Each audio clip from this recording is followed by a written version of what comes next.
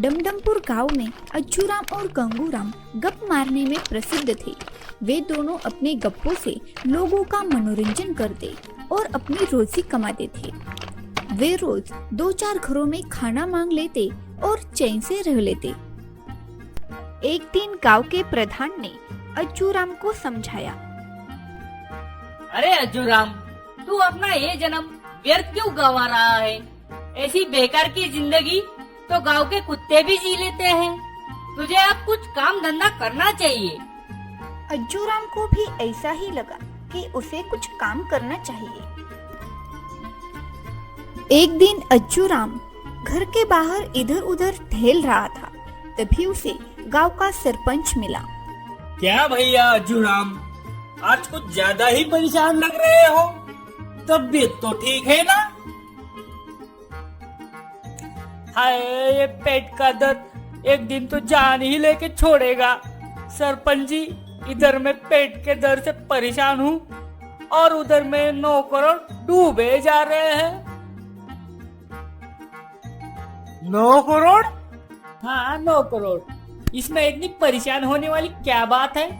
सरपंच जी, अमरूदों के बिजनेस में बस मुनाफा ही मुनाफा है, लेकिन इस दर्द ने मेरा सारा बिजनेस चौपट ही कर दिया है। इधर अज्जूराम के बिजनेस की बात जब गंगूराम के कान में पहुंची तो वो तुरंत अज्जूराम के घर गया। अरे भाई अज्जूराम, मैंने सुना है तुम अमरूदों का बिजनेस करने जा रहे हो। हाँ, सही सुना। तुझे इसमें क्या लेना देना है? मैं भी वही सोच रहा था बहुत दिनों से कि हम कोई व्यापार करें। मांगकर खाने से तो हमारी इज्जत के साथ बाप दादाओं की इज्जत भी घट रही है और हम इज्जतदार लोग हैं। तो फिर ठीक है, कल 5 रुपए का तू कहीं से इंतजाम कर ले, 5 रुपए का मैं कर लूंगा। फिर 9 रुपए के अमरूद खरीद कर शहर जाके बेचेंगे। फिर देखना 9 के 9 करोड़ कैसे बनते हैं। और वो बचे हुए 1 रुपए का क्या करेंगे भैया? उसे सफर में हाथ खर्च के लिए रख देंगे। उसमें से 8 अन्नी तेरे और 8 अन्नी मेरे। यह सोचकर गंगूराम वहां से चला गया। अज्जूराम सोचने लगा, ओ भिखमंगा तो 5 रुपए कहाँ से भी मांग के ले आएगा, लेकिन 5 रुपए का इंतजाम मैं कहाँ से करूँ? मैंने अज्जूराम से तो कह लिया, लेकिन मैं 5 रुपए लाऊंगा कहाँ से? मुझे तो कोई भीख भी नहीं देगा। अगले दिन सुबह जब गंगूराम अज्जूराम के घर पहुंचा तो बोला, ये देखो 5 रुपए, बड़ी मुश्किल से लाया हूँ अपने पड़ोसी से, और कल सुबह तक लौटाने का वादा भी किया है। मैं भी चाचा को झांसा दे के लाया हूँ। अगर समय पे पैसे ना लौटाए तो वो मेरी खाट खड़ी कर देंगे।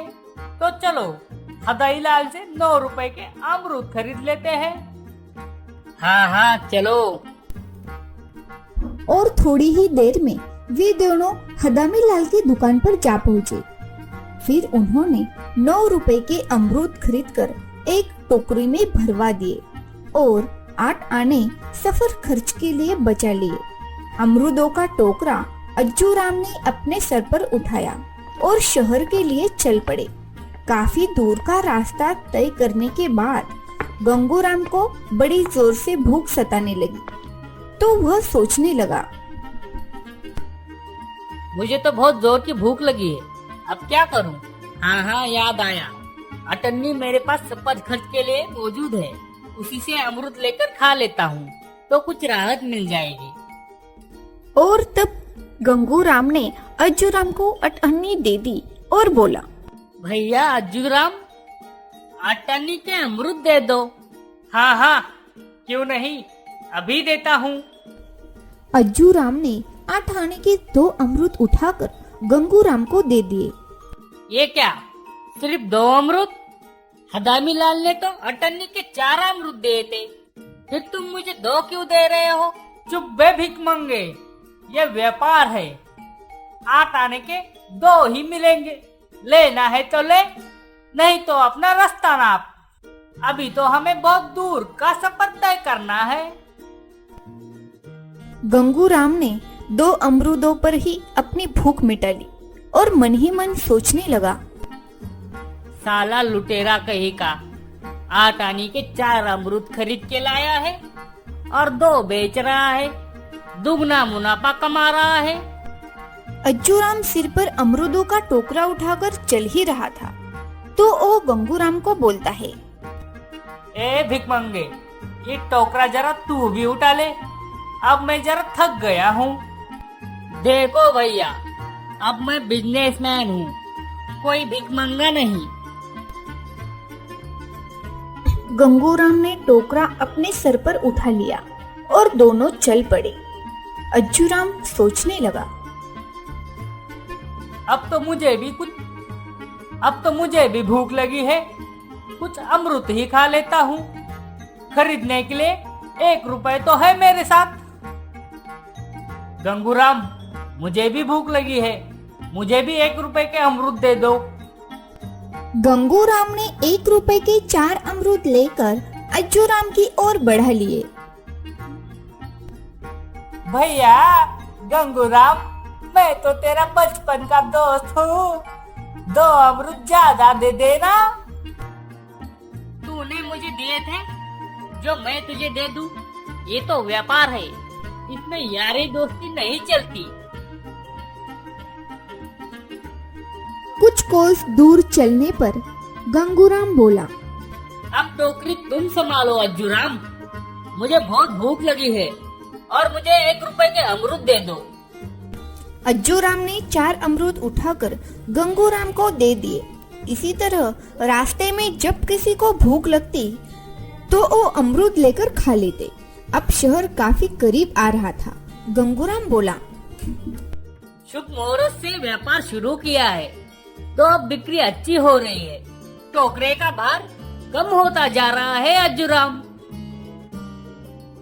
गंगूराम, हमारी ऐसी ही बिक्री होती रही तो हम जल्दी ही करोड़पति बन जाएंगे। शहर पहुंचकर जब टोकरा देखा तो दोनों दंग रह गए। अरे वाह, सारे अमरूद बिक गए। लगता है बिजनेस तेजी से बढ़ रहा है, किस्मत भी साथ दे रही है। जब शुरुआत ऐसी है तो अंत कितना बढ़िया होगा। जेब से पैसे निकाल के देखते हैं कितना मुनाफा हुआ है। जब दोनों ने अपने अपने जेबों में हाथ डाले तो वो चौंक गए। हाय, पैसे कहाँ गए? बिक्री तो इतनी सारी की थी, जेब में तो सिर्फ 1 रुपए ही बचा है। बिक्री तो मैंने भी काफी की थी, फिर कहाँ गए पैसे? जब दोनों को असल बात का पता चला तो वे दोनों झगड़ने लगे। ए भिकमंगे, सारे अमरूद खा गया, अब तेरे मुनाफे से सारे पैसे काटूंगा। मैंने अकेले ने थोड़े ही खाए हैं, तूने भी खाए हैं। मैंने तो हर बार तुझे पैसे दिए थे, कोई फोकट में नहीं खाया। पर पैसे तो मैंने भी दिए थे, फिर कहाँ गए वो पैसे? अब जो हो गया सो हो गया, अब आगे की सोचते हैं। अज्जूराम और गंगूराम अब गहरी सोच में डूब गए और फिर अज्जूराम बोला, यहाँ अपने गांव का एक मिट्टू तोते वाला रहता है और तोते पकड़ पकड़ कर पिंजरे में बंद करता है और लोगों को बेच देता है और पैसे कमाता है। तोतों का व्यापार भी कितना बढ़िया है, फिर हम भी तोतों का व्यापार करेंगे। कुछ ही देर में वे दोनों मिट्ठू राम के पास पहुँचते हैं। आओ भैया, गांव में तो सुख कुशल मंगल है ना, कैसे आना हुआ? मिट्टू भैया, हम भी यहाँ तोते का व्यापार करने आए हैं। ये तो बहुत खुशी की बात है, मुझसे जो मदद बनेगी वो मैं करूँगा। इसी भरोसे तो हम यहाँ आए हैं। उन्होंने उधार में 4 तोते खरीदे और फिर 4 पिंजरे लेकर शहर में बेचने चले गए। आवाज लगाते हुए मूर्खों की गली से गुजर रहे थे और बोल रहे थे, तोते ले लो तोते, बड़ों का मन बहलाए और बच्चों को भाए, तोते ले लो तोते। तभी उन्हें एक मूर्ख व्यक्ति ने अपने पास बुलाया और बोला, ए तोते वाले, इधर तो आओ। ये तोते उड़ते भी हैं या नहीं? उड़ते हैं साहब। तो अभी मुझे उड़ा के दिखाओ, मैं भी तो देखूं सच में ये उड़ते भी हैं या नहीं। ठीक है साहब, मैं एक नहीं बल्कि 4 तोते उड़ा के दिखाता हूँ, फिर आपकी मर्जी, खरीद लेना, लेकिन दाम एक ही होगा, 20 रुपया। यह कहकर गंगूराम ने पिंजरे से चारों तोतों को उड़ा दिया। ये देखो साहब, तोते कैसे आसमान में उड़ रहे हैं। अब बताइए कौन सा तोता दे दूं? तोते तो तुम दोनों मुर्गों ने सारे उड़ा दे, अब तुम मुझे क्या दोगे? ए भिकमंगे, तूने चारों तोतों को उड़ा दिया, अब हम क्या करेंगे?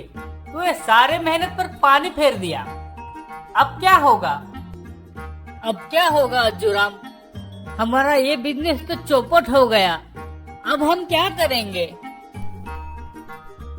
घबराने से काम नहीं चलेगा गंगूराम, अब हम और कहीं काम धंधा ढूंढ लेंगे। वे दोनों परेशान होकर एक गली से गुजर रहे थे। तभी उन दोनों को एक खिड़की से कुछ आवाजें सुनाई दी।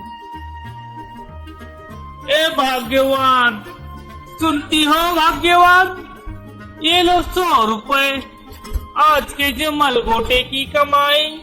जमाल गोटे का नाम सुनते ही अज्जूराम की आंखें चमक गई। जमल गोटा? हाँ, मिल गया 9 करोड़ का नुस्खा। ए भिकमंगे, समझ ले, अब हम करोड़पति बन गए। वो मकान एक वैद्यनाथ जी का था। उस वैद्य की पत्नी धनवंती अपने पति से बोलती है, पैसे अलमारी में रखे हैं, जरूरत पड़े तो ले लेना, मैं रसोई में खाना बनाने जा रही हूँ।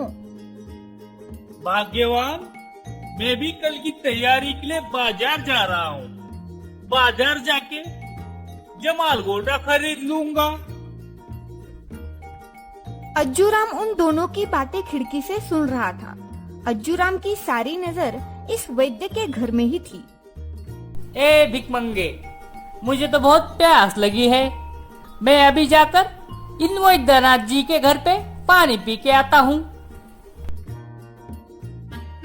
गंगूराम को बाहर ही छोड़कर अज्जूराम वैद्यनाथ जी के घर में घुस गया। धनवंती रसोई में खाना परोस रही थी। मौका देखते ही अज्जूराम ने अलमारी से 100 रुपए निकाले और नोट की जगह एक चिट लिखकर छोड़ दिया, जिस पर लिखा हुआ था, ये पैसे मैं उधार लेकर जा रहा हूँ, कुछ दिन बाद ब्याज के साथ लौटा दूंगा। ये व्यापार है, इसमें लेन देन तो चलता ही रहता है। भैया अज्जूराम, तूने तो पानी पीकर अपने पेट की भूख शांत कर ली, अब मेरा क्या होगा? भूख लगी है तो चल, क्या खाएगा? यह सुनते ही गंगूराम चौंक गया और बोला, अपना पेट भरने के लिए तो तेरे पास पैसे नहीं है और पूछ रहा है क्या खाएगा? दोनों वहाँ से चले गए। गंगूराम बोला, ये तुम्हारे पास 100 का नोट कहाँ से आया? जरूर अमृतों से बचाया होगा। अरे नहीं, वैद्यनाथ जी की पत्नी ने जो 100 रुपए अलमारी में रखे थे, उन्हें लेके आया हूँ उधार में। क्यों न हम वैद्य बन जाए। आजकल बहुत से अंगूठे टेक ये धंधा अपनाकर मौज कर रहे हैं। वाह, क्या अकल की बात की है तुमने, मान लिया। तो चलो हम किसी गांव में चल पड़ते हैं, मैं वैद्य बन जाऊंगा और तुम मेरे सहायक बन जाना। यह सोचकर दोनों एक गांव की तरफ चल पड़े। लेकिन हम रोगियों को दवाई क्या देंगे? हमारे पास तो कोई दवा नहीं है। तुम चिंता मत करना, कल मैं शहर जाकर 20 रुपए का जमाल गोटा लेके आऊंगा और उसकी पुड़िया बनाकर लोगों को देते रहेंगे, क्योंकि सारे रोग पेट से ही पैदा होते हैं, इतना तो मुझे भी पता है। और फिर वे दोनों एक ऐसे गांव में पहुंच गए जहां कोई वैद्य नहीं था। उस गांव में उन दोनों ने एक कमरा किराए पर लिया। दूसरे ही दिन अज्जू राम ने शहर जाकर जमाल गोटा ले आया और दोनों उसकी पुड़िया बनाने में व्यस्त हो गए। फिर किराए पर लिए गए कमरे के सामने एक बोर्ड लगा दिया गया। उस पर लिखा हुआ था, बीमारी के विशेष वैद्य नईम हकीम। गांव में वैद्य के आने से लोग खुश हो गए और चर्चा भी होने लगी। और पहले ही दिन 10 मरीज आ गए। गंगू राम ने मरीजों की नब्ज पकड़ ली और अज्जू राम ने उन्हें पुड़िया पकड़ा दी। आज तो 30 रुपए की कमाई हुई है। आज तो पहला ही दिन है, आगे देखते हैं होता है क्या। जमाल गोटा एक पेट की दवा है। उसे खाते ही पेट साफ हो जाता है और सारी बीमारी दूर हो जाती है। गांव में सारे मरीजों की तबीयत ठीक होने लगी। गांव में उनकी काबिलियत की चर्चा होने लगी थी। रात को जब दोनों ने दिन भर की कमाई गिनी तो 200 रुपए की कमाई हो गई थी। अज्जू राम की दवाइयों से मरीजों की तबीयत ठीक होने लगी तो उनके चर्चे अब घर घर में हो रहे थे। एक दिन शहर के मशहूर सेठ के पत्नी ने उनके नाम की चर्चा सुनी और वो सोचने लगी, मेरे पति इस शहर के बहुत बड़े सेठ हैं, लेकिन हर समय अपने कामों के चक्कर में फंसे रहते हैं। कभी मेरी खैर खबर नहीं पूछते। शायद ये वैद्य मेरी समस्या का कोई हल निकाल सके। यह सोचकर उसने तुरंत उसके सेवक को उन दोनों को बुलाने के लिए भेज दिया। सेवक उन दोनों के पास पहुंचकर बोला, चलिए, आप दोनों को हमारे सेठानी ने बुलाया है। और वे दोनों उस सेवक के साथ चल पड़े। कुछ घंटे बाद जब वे दोनों सेठ के घर जा पहुँचे तब वो दोनों राम नाम बोलते हुए सेठ के पत्नी के पास गए। सेठ की पत्नी रत्ना बोली, आप दोनों का बहुत नाम सुना है।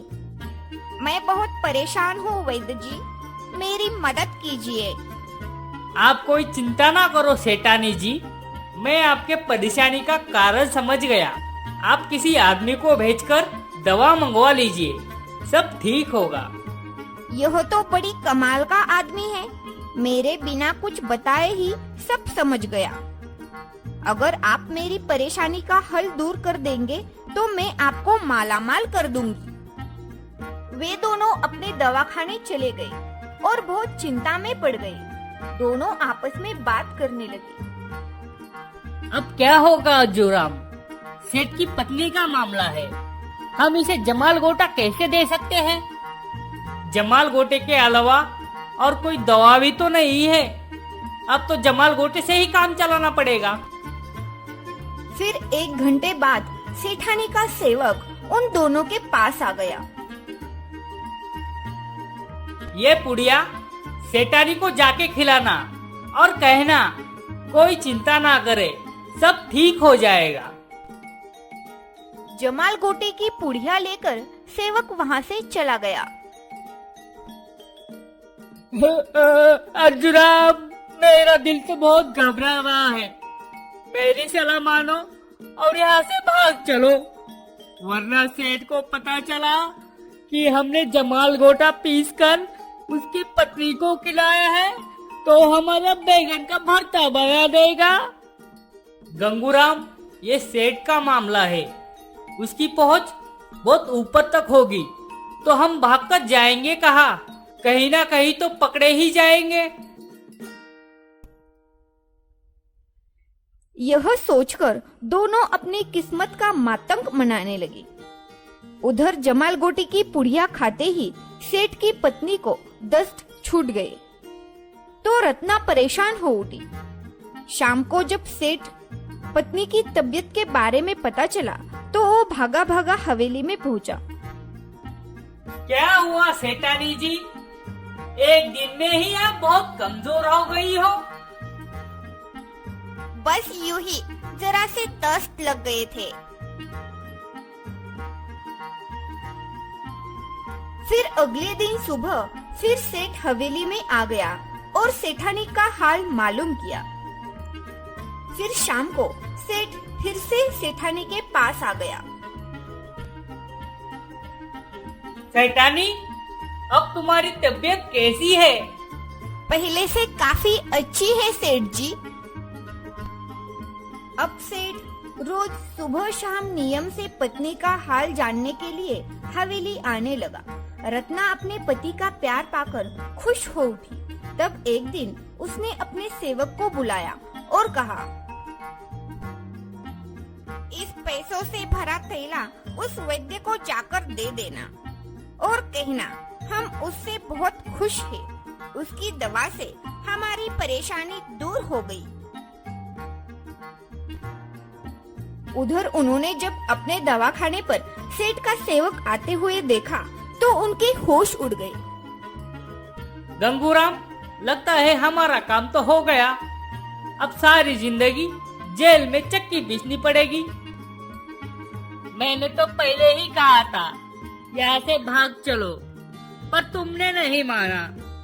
अब तो हमारा बैगन का भरता पक्का है।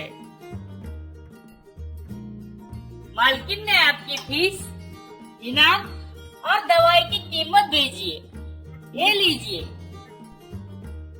हम तो अपनी गिरफ्तारी का इंतजार कर रहे थे और इन्होंने तो इनाम भेज दिया है। भगवान जाने क्या गोलमाल है। फिर एक दिन गांव के राजा की सवारी दवाखाने की तरफ आती दिख रही थी। सवारी को देखते ही अज्जूराम चौंक गया। हाय भगवान, ये तो राजा की सवारी लगती है। अरे तो इधर की तरफ ही आ रही है। ओए भिखमंगे, लगता है राजा की शाही सवारी हमें लेने के लिए आ रही है।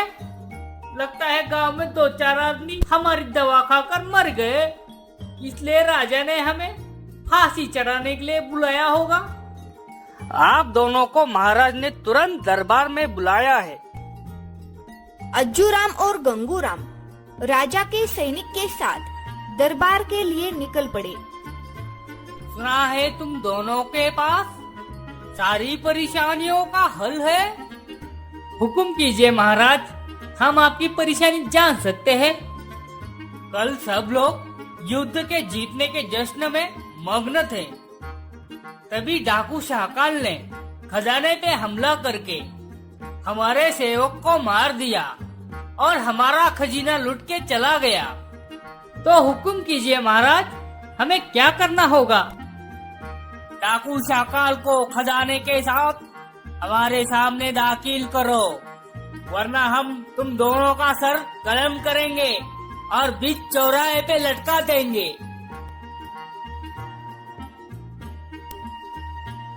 अब हमारा बचना मुश्किल है। अब हम उस डाकू को कहाँ तलाश करेंगे? अगर मिल भी गया तो वो हमारा भूत बनाकर खा जाएगा। आज से 4 दिन के बाद हमारी गर्दन कट जाएगी। कहीं ऐसा ना हो 4 दिन बीत जाए और हमें पता भी ना हो। ऐसा करते हैं, हम मिट्टी के 4 गोले बना देते हैं और रोज एक गोला फोड़ देते हैं। ऐसे में हमें पता चल जाएगा कि हमारी गर्दन कटने में कितने दिन बाकी है। फिर वे दोनों ने मिट्टी के 4 गोले बना दिए और उन गोलों के सामने बैठकर अपने मौत का मातम मनाने लगे। उधर डाकू शाकाल को जब उनके बारे में पता चला तो वो चिंतित हो गया।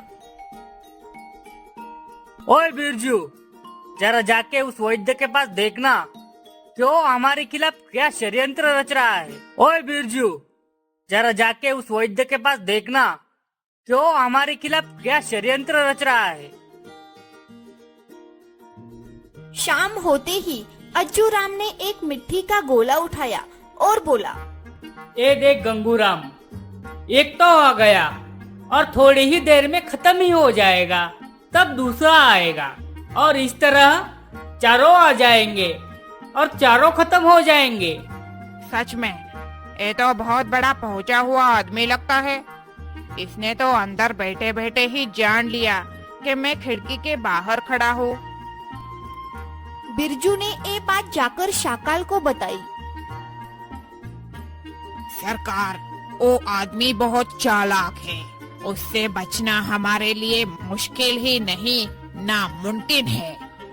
तो फिर ऐसा करते हैं, सारा खजाना उन लोगों के पास ले जाते हैं और उन्हें पूछते हैं कि तुम्हें इनमें से कितना हिस्सा चाहिए।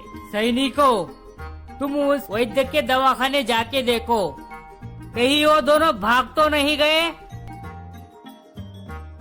जब डाकू शाकाल और बिरजू सारा खजाना लेकर वैद्य के पास पहुँचे, तब वहाँ राजा के सैनिक आ गए।